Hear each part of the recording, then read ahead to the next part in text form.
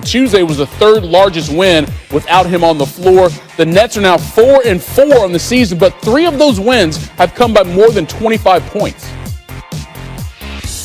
All right, double trouble in Memphis. LeBron James, Anthony Davis in town. However, the King was questionable coming into this one with a left ankle sprain. Did play, was a big factor in this one. Fourth quarter, Grizzlies up 1. How about this? Alan Horton Tucker getting dunked on right here. DeAnthony Melton makes a great play with the block and then brings it down, finishing it. Grizzlies up by 3. Lakers up by 3. Now LeBron finding Davis here. That's easy. Lakers up 5. Next LA possession up 3. LeBron. How tough is that? Yeah, I think the ankle's just, it's okay. 26, 11, and 7 for LeBron James in this one. Hitting that one over Dylan Brooks. Now look at the score. Lakers up 9. Under 30 seconds left. Kyle Anderson hits the 3. Anthony Davis going to turn this one over. Lakers getting sloppy here. Tyus Jones going to get fouled on the layup. Jones goes to the line, down 6. 16 seconds to go. Made the first free throw, misses the second. LeBron gets the rebound. And then he's going to turn the ball over. Brandon Clark. That's a gimme right there. 3-point game, 10 seconds to go. Ensuing Lakers possession. Kyle Kuzma. Okay. That's an easy 2. Lakers up 5, 3.5 seconds to go. This thing should be done. Memphis timeout. What can they cook up? It's Brooks. Corner 3. Book it. 1.2 seconds left. 2-point game. Lakers taking the timeout. Just get it in bounds. Keep it clean. And LeBron throws it away. Melton making contact with Wesley Matthews right here. However, no foul called. Melton. Not sure about that one. Lakers, 94-92 win. Hey, LeBron. Just wondered what you've noticed in the difference on a 4-game trip like this from previous years, and hate to keep coming back to comparing. I know it's unique in the pandemic, but how you get a team to 4 straight wins, staying in a hotel, thinking about other things. How have you guys kept the main thing in your words? That's what it is. I mean, we're here to work, to get better, and to win. We're in the winning business, and that's what we want to do. We want to continue to build great habits. We're gonna have times where we don't play to our capabilities, but we still want to be able to create great habits going forward. And I think we did that on this road trip. Even with the new players, are there times like in the closing lineup where you and AD already sort of know exactly what to do to close out a game? How much of that is conscious, and how much of it is just the way that you guys impact the game? Well, I mean, who's ever out on the floor late in the game is a reason. It's the reason why they're out there, and we trust everyone that's out there, all 5 guys. So, I think tonight's closing lineup was myself, AD, Dennis Menace, Wes, and Kuz, and we was able to close the game out in fashion and get some stops, timely stops, and get some timely buckets. Dan Warkey. Hey, LeBron. I'm going to take you away from the court for a little bit. Obviously, you guys played a game tonight, but there's so much going on in the world. In the morning, you guys find out that the officers in the Jacob Blake shooting won't be charged. As the day goes on, I'm sure you've got news about what's happened in Georgia and the turnout there and stuff like that. On nights like this, how are you able to focus on basketball? And I guess sort of your reaction to what else is happening? I mean, and all these other orbits that you have your fingers on. Well, I'm smart enough to know that even though we're playing a game of basketball, that there's so much more that's going on in the world. So much more that's even more important than us playing a game. And to hear what happened in Kenosha today was a blow to the heart and to the gut. Not only to that community, but to us and to every,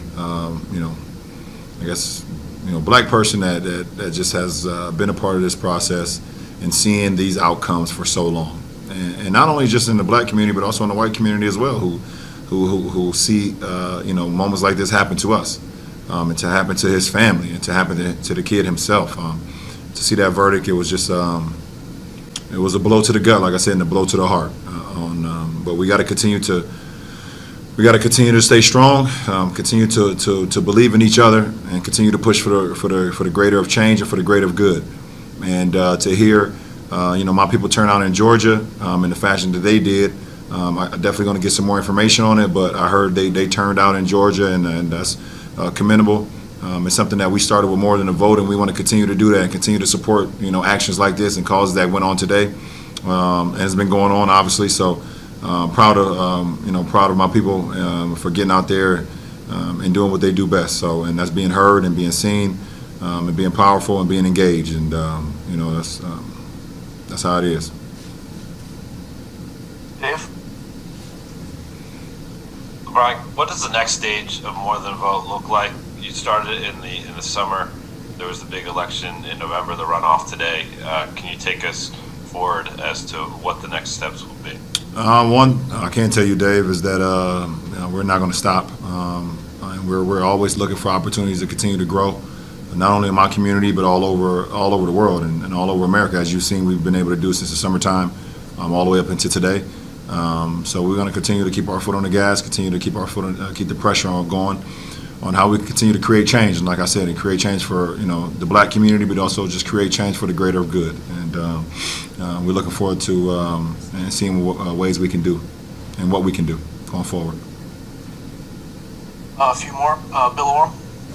Hey, LeBron. This is the first time we've talked to you about Jacob Blake since the bubble, and I'm wondering how this result, if at all, changes is the wrong word, and I hate that I'm using it, but how that makes you look at what you guys did in the bubble when you know what you guys were kind of standing for together as a league.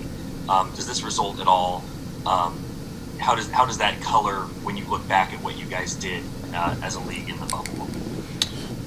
Well, the best thing we were able to do in the bubble is that we were able to stand together and the strength in numbers, and we was able to showcase that throughout everything that was going on in America and everything that was going wrong in America, and we was able to voice those opinions and to voice those facts every single day. And I hope we can continue that now, even being outside the bubble, as I'm sitting here talking to you about, the verdict that happened in Kenosha and what's going on in Georgia. And there's going to be other instances that's going to happen throughout, the course of this season. And I hope that we all can continue to shed light on situations that, one, that we believe in, two, if it hits in our home or hits in our heart, that we can talk about it and discuss it, and also just be knowledgeable about any situation that comes out. So, like I said, it's a blow to our community once again, and we've been here before. It sucks. We feel sorry for his family and for that community itself, and we want better. We want better, and hopefully we can get that. Right, we're going to wrap it up. Last question, Kyle Goon. LeBron, obviously we ask you these questions because you're an influential person in sport and culture. But after these things happen, you say things, there are people who are going to criticize what you say, who are going to criticize NBA players for sitting out, criticize Colin Kaepernick. That dynamic kind of continues to exist. Do you feel frustration about the people who kind of focus on the words you say or the means by which people protest rather than sort of the substance of what is actually being protested and what issues you guys are trying to draw attention to? Yeah, people are going to always direct or deflect or just pull bits and pieces of your dialogue and try to make it for the better of what they want to hear or what they believe that you should be doing. And I'm past that in my life. I don't really care what people think, especially if it's negative. When I'm speaking from the heart and I'm speaking from a very knowledgeable point of view, I know what I'm saying is right, and I can care less what other comments or what people say, because at the end of the day, no matter what, we are all human. No matter the color of your skin, we all have emotions. We all have the same colored blood when it comes out. We all pull our pants up and tie our shoes the same exact way. So when it comes down to that, and I understand that, I know that me speaking about issues that's going on, and not only in my community but all over the world, or especially in America that I live in. This is our home base. There's not one person that doesn't want to see the greater of good for all of us. And it's unfortunate that we have some people out there that would rather see hate. than love, and something we won't ever be able to change. That's just the way how life is built, unfortunately. But if we can get the majority on one side, on the side of love than hate, then we can do some special things. So I will continue to use my platform, use my my influence, and to continue to empower people, to continue to enlighten people on things that's going on that I feel that's just wrong. Today is one of those instances where we as a community feel like the verdict on that particular officer was just. Stephen A., what's your beef with LeBron's comments? Well, first of all, I want to say that originally I was mistaken because I thought that initially he said that it was the 2 hardest championships in his career. So I apologize for that, Max and Charlie. I was under the impression he was talking about 2 of his 4 championships. For some reason, I went deaf. I didn't hear him say the 2 hardest championships in NBA history. With all due respect to the great LeBron James, I think that's one of the most ignorant statements that have ever come out of his mouth. Let's take into account the San Antonio Spurs in 2014 when they went up against Dallas, when they had to go up against OKC with KD and Russell Westbrook, and then they had to go up against Miami for crying out loud. And then not only that, they had Dame and those boys in the second round. Let's look at the 2011 Dallas Mavericks that were underdogs in every series. Let's look at the Houston Rockets in 1995 and how they were underdogs and they were a 6th seed and they ultimately advanced to the finals and swept Shaq and Penny and those boys. Let's take those things into consideration. But more importantly than anything else, the reason why I use such a strong word like ignorant, especially, and I would usually never associate such a thing with the brilliance of a LeBron James.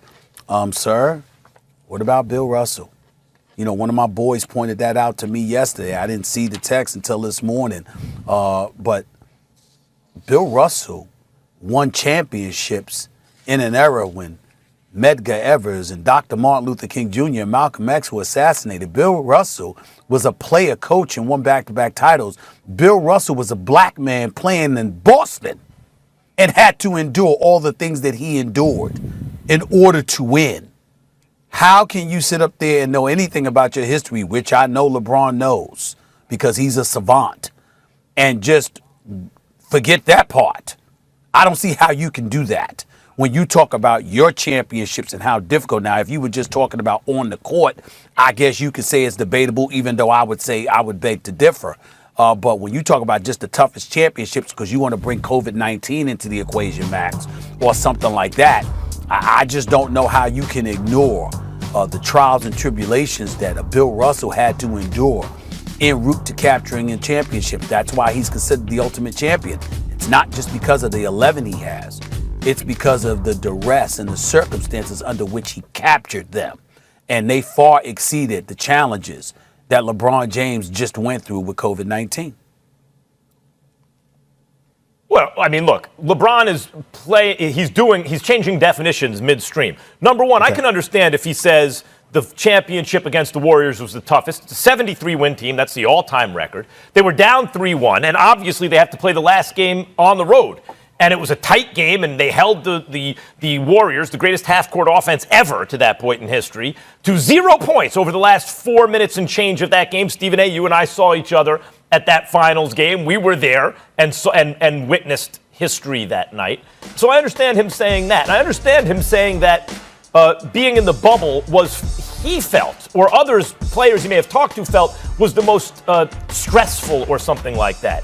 But it can't be the hardest in the bubble if you win 3-1, 3-1, 4-1, 4-1, 4-2. They never got extended 7. They only got extended 6 against the Heat.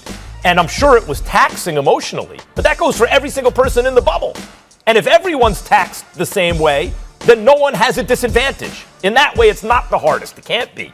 It may feel really tough. I get that. But he's really talking about 2 different things. As far as you're talking about Bill Russell's performances as a player coach in trying times is concerned, I agree with that. Also, you might point to the Knicks in 1969, 1970, who without Willis Reed, remember he limps onto the court, he hits a jump shot, but Walt Frazier had to go crazy in that series in order for the Knicks to win in 7 games against the Wilt Chamberlain, Jerry West, Elgin Baylor team. right? Like you could point to there are series throughout history that compare to how difficult it was for LeBron in Golden State. And while no one had ever played in a bubble before this past season, the Lakers weren't the only team to do it.